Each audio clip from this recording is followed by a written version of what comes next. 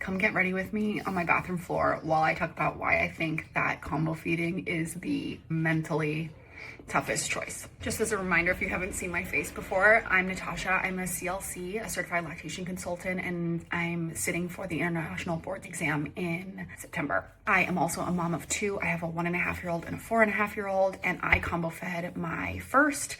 His breastfeeding journey is what inspired me to become a lactation consultant. 25% of babies are exclusively given breast milk for the first 6 months in the US. Oh, that reaction was to the knots in my hair. The reason I tell you those stats is because the majority of parents are utilizing bottles or combo feeding throughout the first year at one point or another. That's just the reality of the situation. We don't have paid leave in America, so parents are just juggling how to figure out a system that works for their family. When I had my first child, I had a hard time getting him just situated on breastfeeding. We had, all of the things that make things a little bit harder. Out of this product. He had jaundice, he had high palate, just everything kind of working against us. So anyways, why do I think that combo feeding is the hardest? First of all, it was really hard for me. I couldn't trust my body once I got my milk supply up because I just didn't trust that it was going to work because it wasn't working. I mean, it was, but just barely. And it was very hard for me. My nipples were bleeding. I was seeing lactation consultants. My baby was barely gaining enough weight. I was pumping. I was supplementing with formula. I was supplementing with breast milk. I was using the syringe SNS system. I was breastfeeding for an hour. I mean, it was just really hard. And once we kind of got it working, I just didn't have the confidence to trust that it was going to continue to work. So I just continued combo feed because that's what mentally made sense to me. Right? I'll just breastfeed him and then give him a little bit more. This past week, I've been helping my friend with some lactation advice. Her baby is about 4 months old and she took him to the pediatrician and he had dropped weight percentages. Baby was growing and gaining just on the low end. We expect babies to gain about 4 to 8 ounces a week, and he had gained just about 4. As a lactation consultant, I would like to see him up his weight gain a little bit. And my friend who was breastfeeding was like, oh, I'm just gonna give him some formula while my family's in town just to make my life easier. She was like, it's easier when I'm out to just give him a bottle. So she did that for a week, like a bottle a day, and she pumped when she could, but she wasn't stressing about it. So family left and she took baby to the pediatrician and she was like, oh my God, I'm so stressed. He's kind of fallen off his growth curve. What do I do? So we started her on a pumping plan, pumping after feeds in the day. We were bringing baby to breast more often. You can't force feed a baby, but offering the breast every 2.5 hours versus she was doing maybe every 3 on demand. But I said, let's try to offer more often and see if he'll take it. It's kind of an experiment figuring out what works. Now, combo feeding is super popular. In the hospital, we have many moms who come in and say that's their plan from the get-go. I'm just gonna see how it goes and go from there. In my professional opinion and in my lived experience, combo feeding is the hardest to keep up because you mentally have to manage and learn many skills, managing, pumping and bottles, cleaning all of that, offering and feeding that to your baby, in addition to formula feeding and worrying about the concerns that formula feeding families have, right? Instead of having one that you're learning, one skill, formula feeding and bottles and learning all of those skills with your baby, or breastfeeding and getting over that hump and learning all of those skills, you're figuring out both. And then you're managing the biological feedback that goes along with that, right? The problem is that your body doesn't know that you're doing both. So when you offer a bottle, you are telling your body that baby doesn't need to be fed right now and say, okay, well then I'll just pump. Okay, here's where we get into a little bit of an issue. Babies who are bottle fed are typically fed more than what they would take at the breast. Just on average, don't come for me. If you're pumping to replace the feed, ideally, because your milk supply works on demand and supply, ideally, you would want to pump the same amount that your baby just took. If you're offering a bottle of 5 ounces, then you would want to pump 5 ounces.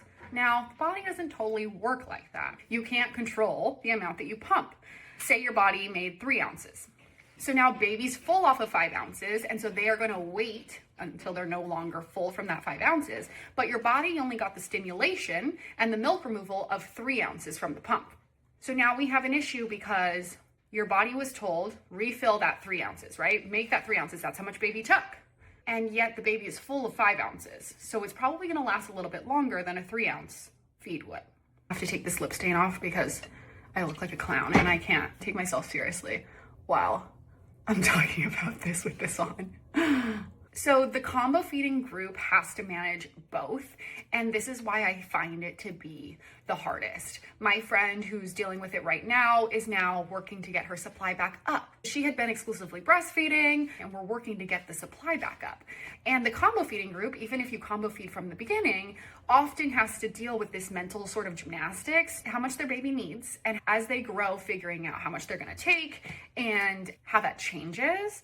And then they also have to deal with the biological feedback loop with milk supply and demand. So I just find it to be a little bit more complicated, and I know it works for a lot of families, and I'm not saying that I have a solution for everyone. Everything has its things that are difficult, pros that make things easier, and I get it. A lot of people want someone else to give their baby a bottle. A lot of people have to go back to work and their baby has to take a bottle and they have to pump or they have to do formula for many reasons, medical reasons. I just feel like from what I'm seeing clinically, people come into the hospital and they're like, I plan to combo feed, because they have it in their head that it sounds like the perfect solution to sort of doing both, right? I want to offer some breast milk. I want to have the experience of breastfeeding. I want to see how it goes, but I don't want to commit to it because 1, I don't want to be disappointed if it doesn't work.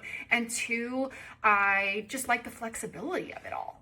What the data shows is that most people will switch to formula in the first year. And that's just the reality of our society and the situation that we have going on with paid leave. And don't even get me started on this stuff. Like, it's not a choice for women. It's not a choice because we don't have the ability to make that choice based off of the situation that the government has handed us. In our latest episode, we had someone write in saying that they felt guilty for combo feeding, and you should never feel guilty for feeding your baby. Number 2 is that the majority of people are doing it, and it's because of the circumstances that we have. It's really not a choice, right? Number 3, which I think is something that a lot of people don't talk about, is that there's a lot of predatory marketing in the US, and wow, I really can't do 2 things at once. There's a lot of predatory marketing in the US, formula, bottles, pacifiers, all of the things. And there's a huge lack of education. I fell for the predatory marketing. Just buy a can of formula as a backup. Who cares? Like, just feed the baby. It doesn't matter what they get. And why should I feel bad about giving them formula? You shouldn't. But there are benefits to breastfeeding for the mom. There are benefits to the baby. And I don't think that people talk about why they should be informed about those decisions. And you shouldn't feel bad about the decision that you do end up making, but you should have all of the information to make a decision. We are not required or taught to learn about benefits and risks. And a lot of people feel offended when people do talk about it. I'm here to support moms who make decisions based off of the circumstances that they are given and support you in that journey. As someone who combo fed their first and supports moms through combo feeding, breastfeeding, pumping, all of the different ways to feed babies, it's just something interesting that I'm seeing right now. It's something that I've been through. It's something that I support my friends through. And I just think that sometimes combo feeding is the hardest option. I felt that way with my first. And then the second, circumstances were different because I had become a lactation consultant. So I had a ton of education. That's my thought of the day on combo feeding. Let me know if you have any questions. Did you combo feed? Did you like it? Did you not like it? Did you end up sticking with it for the first year? I'm curious.